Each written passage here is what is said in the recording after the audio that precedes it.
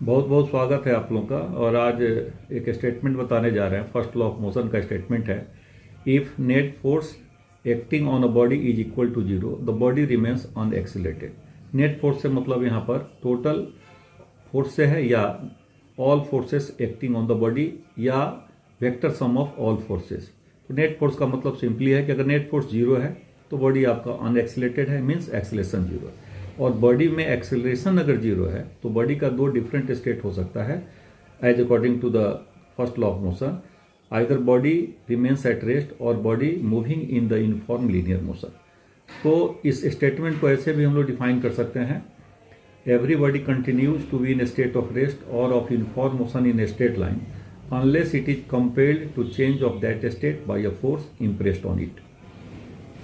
तो बॉडी को स्टेट को, a body can not change its state by itself. Body के इस प्रॉपर्टी को, बॉडी के इस टेंडेंसी को हम लोग इनर्शिया बोलते हैं। इनर्शिया का मतलब हुआ the inability of a body.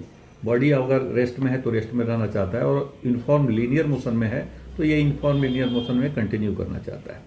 तो इस स्टेटमेंट से जो इनर्शिया का प्रॉपर्टी, फोर्स का प्रॉपर्टी, एक्सेलरेशन का प्रॉपर्टी आता है, और इनर्शिया के प्रॉपर्टी के आने के कारण इसको हम लोग लॉ ऑफ इनर्शिया ही बोलते हैं।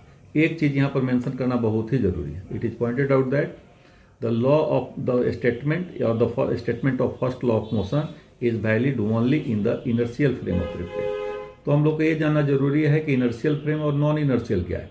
तो inertial frame of reference in which Newton's law of motion is valid. अगर Newton law of motion valid है तो इनर्शियल फ्रेम है, otherwise if Newton's law of motion is not valid it means the frame of reference is non inertial frame of reference.